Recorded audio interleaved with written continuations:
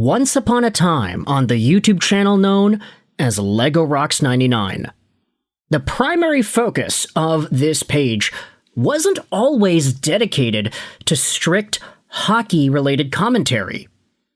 If you go back to the very first videos on this YouTube channel, you will see a number of commentaries all about Call of Duty. Yeah, that's right, this channel used to be a gaming channel. And Call of Duty was one of the main bread and butters that I would continuously post on this page. I would play free-for-all games, I'd play team deathmatches, and I'd do a lot of stuff with my friends. First-person shooters were a pretty big part of what I enjoyed posting on the internet. And as a guy who grew up playing Call of Duty, obviously, I was a pretty big fan when it was announced that Vancouver would be getting their own professional Call of Duty team. The Vancouver Surge operated from 2019 to 2024 in Seattle, and since 2024, they've been the Vancouver Surge. You also had the Vancouver Titans, an Overwatch esport team based in Vancouver as well. Now, why exactly are we bringing up the fact that Vancouver has a Call of Duty team and they had an Overwatch team? Well, it's because these two entities might actually serve as a very good explanation for why Francesco Aquilini runs the gosh darn Vancouver Canucks in the way that he does. Take a look at this. The Vancouver Titans, they were owned by Canucks Sports and Entertainment. The Vancouver Surge, also owned by the Canucks Sports and Entertainment Group. Take a look at this. COD Uncensored posted on Twitter earlier yesterday. I don't know any of these people, and I don't necessarily know what this means, but Zuma, I'm assuming that's a pro player, leaks that an organization asked him to pay $6.5 million for their Call of Duty League spot. Which Call of Duty League team would that have been? The Breach? The Ravens? C9? The Ghost of Hope says that it's the Vancouver Surge. I heard they're almost that much in debt, so it would make sense for it to be them. Now, I'm just saying, this is hearsay. Nothing is ever confirmed. You think people would go onto the internet and just lie? Who knows? I'm not calling the Ghost of Hope a liar. I'm just saying that, hey, the Vancouver Surge are a professional team based in Vancouver owned by Canucks Sports and Entertainment, and rumors going around that they are in debt. They don't sound pretty good, eh? How the heck are they nearly $7 million in the hole? I heard they're just about $5 million in debt. I assume they asked Zuma for that much to get out of debt, plus for the roster spot, LMAO. Hope has 120,000 followers. They are a retired Call of Duty leaker and insider. You had yourselves this post made by Sapster Edward. If this is true, that the Vancouver Surge are in debt for about $5-6 million in debt, chalk it up as another L for Aquilini. How the hell do you get that far into the hole for a Call of Duty team? Another reply from Nux Hawk says, the Canucks Sports and Entertainment Group lost between $30 to $60 million on Overwatch 2. Don't think they ever sold, they just disbanded. It's a pretty funny read, especially the comments about a practice facility. Oh my goodness. And linked is a competitive Overwatch Reddit thread posted 6 years ago by a now deleted account. Now, look, I just gotta establish this right here. If any of y'all are looking at this video and you are strictly just a hockey fan, you're here for the hockey content, you want to know what's going on with the teams, that's fair. However, if you are unaware as to how these Call of Duty, Overwatch, professional FPS shooter leagues work and how they function and just the communities that are behind these events, I mean, Call of Duty is one of the biggest games in the world.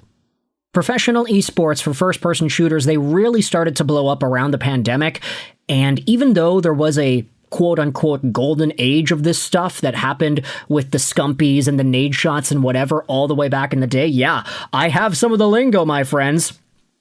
Over the years, there have been different teams trying to establish identities for themselves, and not all of them work out. So here's a competitive Overwatch post on Reddit that asks, hey, what actually happened to the Vancouver Titans that were an Overwatch team back in the day? I used to be huge into Overwatch and the league, and Vancouver was my favorite team to watch, and they were insane. I had to take a long break from the game for work, and I come back to see a completely different Vancouver Titans team that seems to be bad. I'm just wondering what happened to the Titans that I knew and loved. Thanks in advance. Top reply says this: the Vancouver team's management became a crap show in providing the players with adequate necessities for their practice and daily living, a situation that was exacerbated by the pandemic.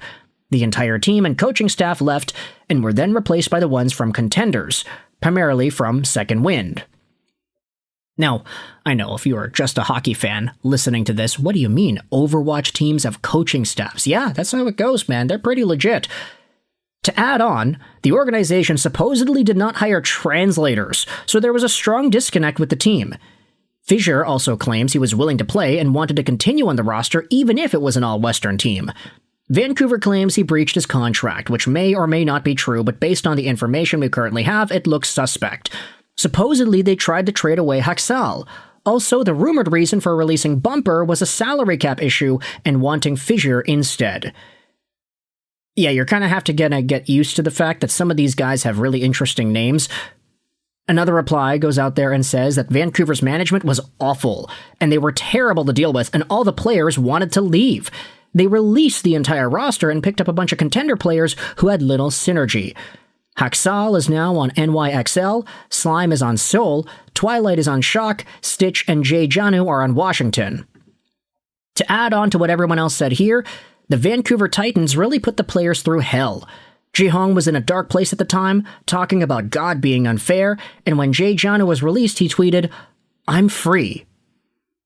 So, leave it to Canucks Sports and Entertainment to go out there and not only lose money on the Overwatch League Vancouver Titans professional esports team, but also treat their players with terrible, terrible respect in the process.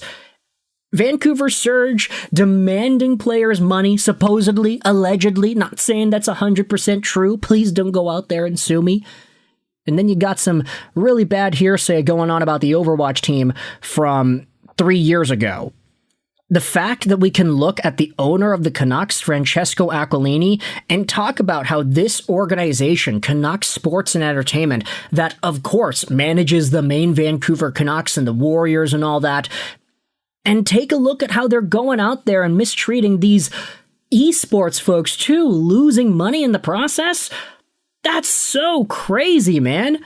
That is absolutely ridiculous, and it's really getting me disappointed as a guy who at one point was a really big Call of Duty first-person shooter fan. Like, these are the videos that we made back in Black Ops 3 when they had the beta. This was 10 years ago, a decade ago. I was a totally different person. Look at me playing Rocket League. Like, these videos back in the day, they got no views, but I was so happy to make them. 72 views 10 years ago. That video's still on the Lego Rocks 99 channel. All you gotta do is just scroll down, and then you'll find all the current videos that we made about other stuff. Hockey-related news, actually. But overall, it does paint a very bad picture for Vancouver hockey when you look at the fact that the main ownership of the Canucks is also the main ownership of a bunch of defunct and really poorly ran sports teams on the esports scene. You've got Call of Duty players and Overwatch players that wanted to leave Vancouver, and it's because of the management, because of the way they were treated, and supposedly because of the lack of a practice facility. Heck, maybe Rick Tocchet was right this entire time. So with all that said, getting the history of the Lego Rocks 99 channel out of the way, let me know your thoughts in the comment section below. How do you feel about this piece of info here that Vancouver has gotten a few L's, Aquilini has gotten a few L's, debt for a COD team, losing $30 to $60 million on an Overwatch team, numbers, they're not confirmed.